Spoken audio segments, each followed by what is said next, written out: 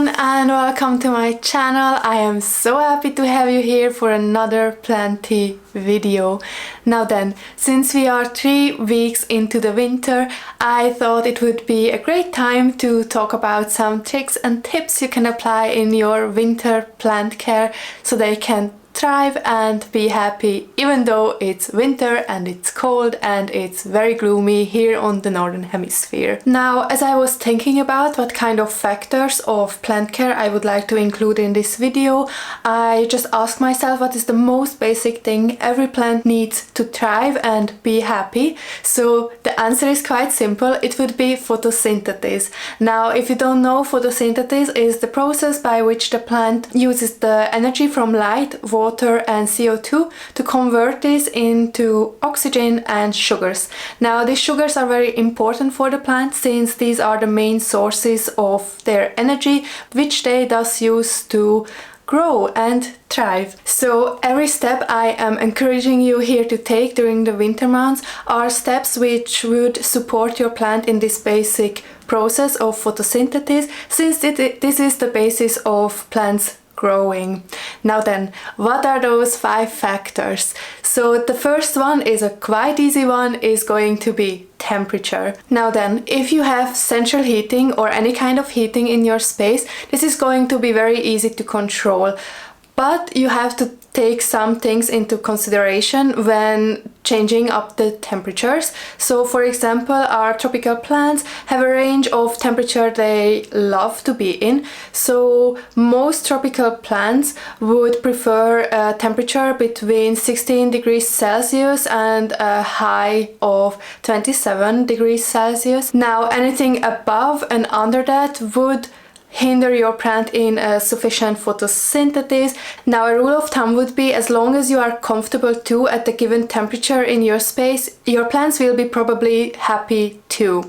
Now, I would suggest to buy some kind of thermometer which you can monitor the temperature. If, for example, you don't have your plants in your living space, because it is very crucial to give these plants the needed temperature so they can photosynthesize at the rate they need to. But if you have your plants in your space like I am, like in my room, then central heating will have its drawbacks. For example, as soon as you are heating your space, humidity will automatically drop. Now, in my case, humidity drops from around 60 to 65% to around 30% relative humidity in the winter, which, let's be honest, for our tropical plants is not sustainable.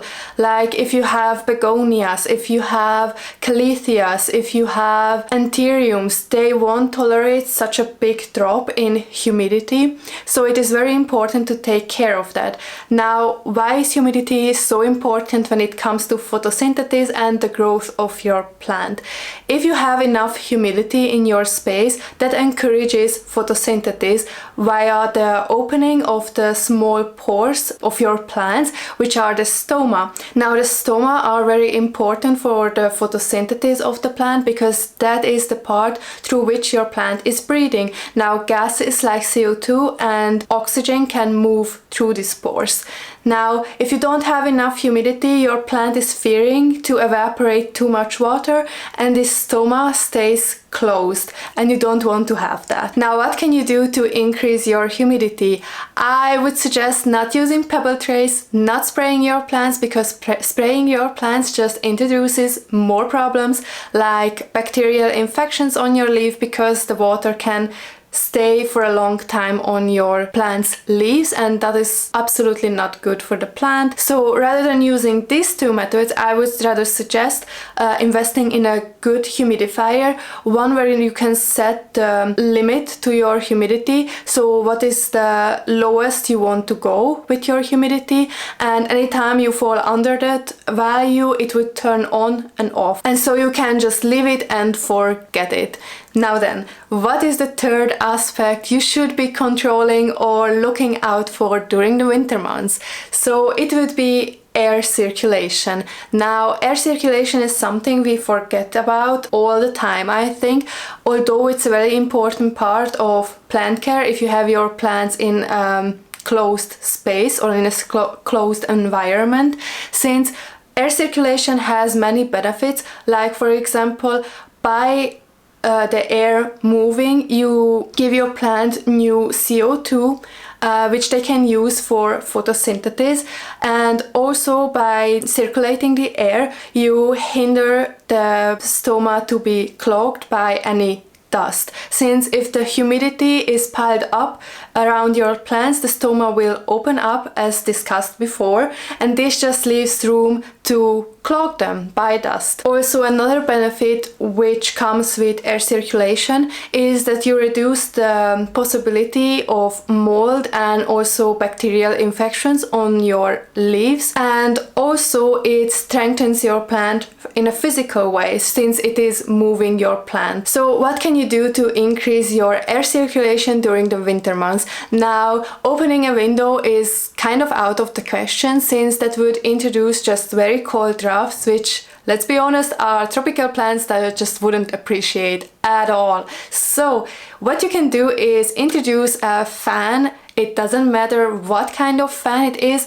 The most important part is that it will move the air in your space, so humidity and temperature can't build up around the plant, and overall it's better for your plant health-wise, and it also supports the photosynthetic process. Now, the fourth factor I want to talk about, which is very important during the winter, will be light. Now, light is a very scarce resource during the winter months, and our tropical plants would prefer sunlight for about 8 to 12 hours a day, and we just can't give them that during the winter months, although light is very crucial for photosynthesis, because this is one of the basic elements they use to start the photosynthetic process. Now, what can you do during the winter months to increase the light in your space? Now, I would suggest to invest in some kind of grow lights. When it comes to grow lights, I also would recommend to use one which is LED and has either white or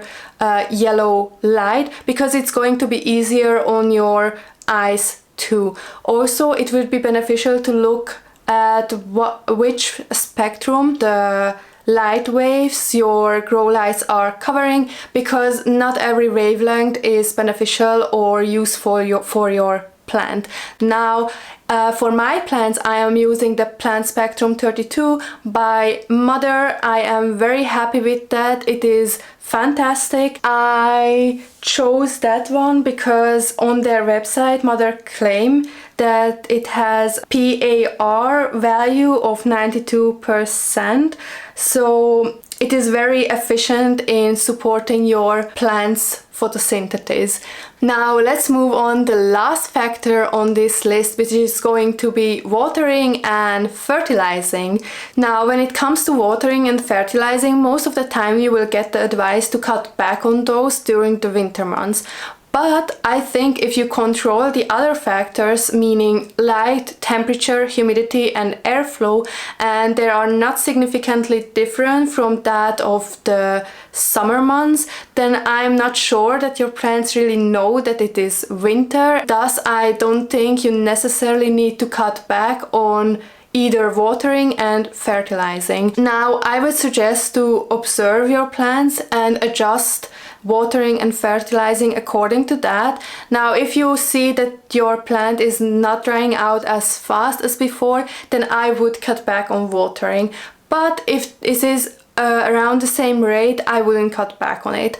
Also, when it comes to fertilizer, if your plants are actively growing, even though it's winter, at around the same pace as in summer, I wouldn't also cut back on fertilizing. Now then, if you see that your plant is going dormant, I would stop fertilizing, and if it's growing slower than before, I would just adjust the frequency of fertilizing. Now, I have some plants which are growing slower, and instead of fertilizing every 2 weeks, keep in mind I have a very weak fertilizer I use. I push back the fertilizing part to every 3rd watering, and those plants seem to be okay with that.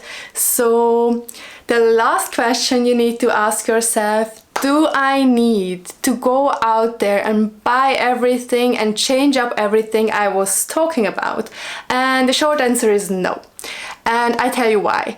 It's because you are the one who knows your plants and space the best. So it can be that your plants are quite hardy, like philodendron micans, any kind of epipremnum, or pothos, or Hoyas are quite hardy as well. If you have those plants in your collection, I don't really think they need that much of an adjustment in winter. Of course, they would benefit from adjusting all these factors in your space and your plant care routine, but I don't think they would die. Now then, if you have finicky plants like anthuriums, these ones really don't like any kind of long-term change or any kind of fluctuation in humidity or airflow. They are very sensitive when it comes to it. Also, begonias love their humidity. I wouldn't really suggest to just leave your humidity and temperature and air circuit and everything just as it is. I would rather suggest to take control of these factors and adjust them so you don't have low humidity and low air circulation. So yeah, this is going to be it for today's video. I hope it was informative and helpful. Let me know down in the comments which part of winter plant care is the most challenging for you and which plant is suffering the most during the winter. Now let me tell you, this is the plant that's suffering the most in my care, so not every plant is thriving here either. Also, let me know down in the comments if I left out any tips and tricks which would be beneficial for all of us to implement in our day-to-day winter houseplant care. So thank you so much for hanging out with me and watching today's video, and till the next time, bye bye guys.